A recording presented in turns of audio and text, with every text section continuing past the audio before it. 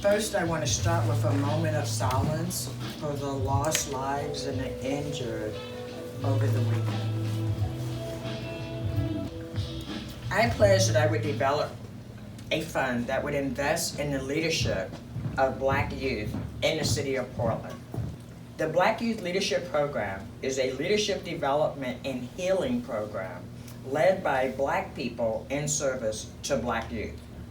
The city of Portland has a history of disinvestment in Black communities, redlining, residential segregation, gentrification, neighborhood disinvestment in areas like Vanport and Albina. For example, look at graduation gaps in Portland public schools between Black and white students. In 2021, 75.5% of Black youth graduated on time, as compared to 92.8% of white youth. The establishment of the Black Youth Leadership Development Fund in partnership with the Black United Fund of Oregon and the Oregon Community Foundation will use evidence-based, culturally grounded engagement processes to grow the leadership and entrepreneurial skills of Portland's Black youth. Now I will turn it over to my friend, mentor, community spirit, Dr. S. Renee Mitchell, to say a few words before we continue. Thank you. Thank you. So we want to welcome everyone into the Soul Restoration Center, and we're so grateful that you're here, and we know that this is definitely something that is a community effort. Behind me you see the team, and I want each of them to say a few words. We just are holding space for the potential of Black youth. We not only love Black youth, we believe in them, we consider ourselves master gardeners, we're pouring in, we're nurturing, because we know that what they need to succeed is already within them. And it's not that a lack of their heads, it is their broken hearts through the things that Commissioner Hardesty has talked about. And so we're so grateful that the Commissioner has allowed us to be a part of her vision.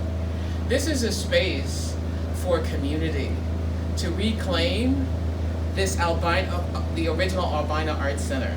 There's so much emotional connection to this spot here. And to be able to be in this place and reclaim it for community, I'm a little emotional about it. Yeah. So grateful for the opportunity and what we can create together in support of Black youth who are the future of our community. So I'm gonna have a couple folks just say a few words of hello. When I was a youth, I felt like there was never a place for me, and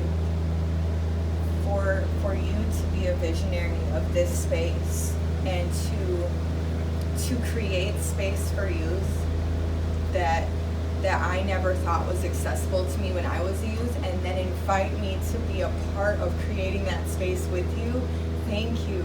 Hello, my name is Sunshine Dixon. I am the creative strategist and art community connector for the I Am Work program, and I too feel very fortunate to be back in my old neighborhood, being able to support the next generation and also the generations ahead.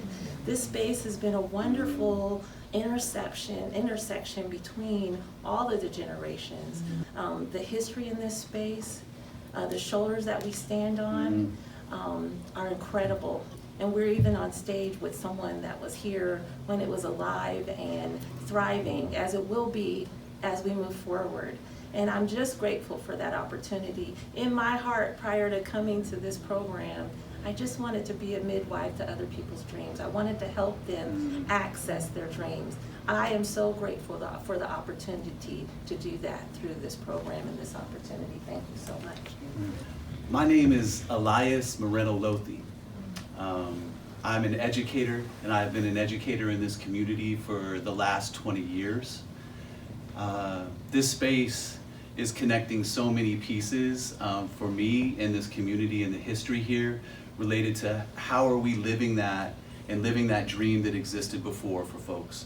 and sharing those dreams and those struggles with the youth that are here now, and offering them the idea that we can build what we deserve. And allowing the youth to know that they can lead us.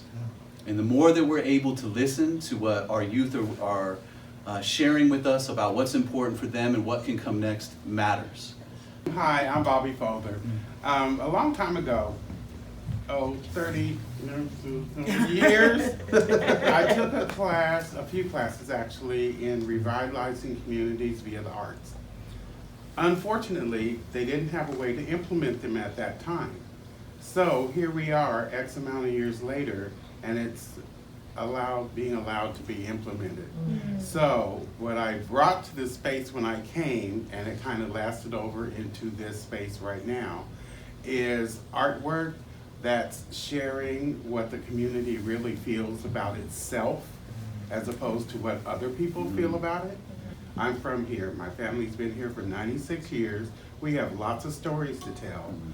But in any case, sharing this space is what this community is supposed to do.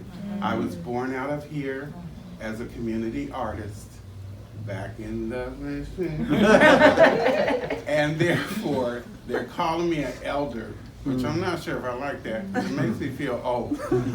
I am so proud. I've always been so proud of the work of Dr. Renee Mitchell. But I gotta tell you, I already know how phenomenal this program will be. I had the pleasure of working with her when she was at Roosevelt. And oh my gosh, you cannot meet a young person who had an experience with her, who doesn't just run up and hug her and love her up, because she poured so much love into those young people. And she will do the same for the youth who have the privilege to be part of this space and part of this team. And I certainly hope it won't be the last intentional effort to make sure we're bringing people who we've left behind for so long as we come back out of this pandemic. Let's not rush to get back to commerce. Let's rush to get back to people. Thank you.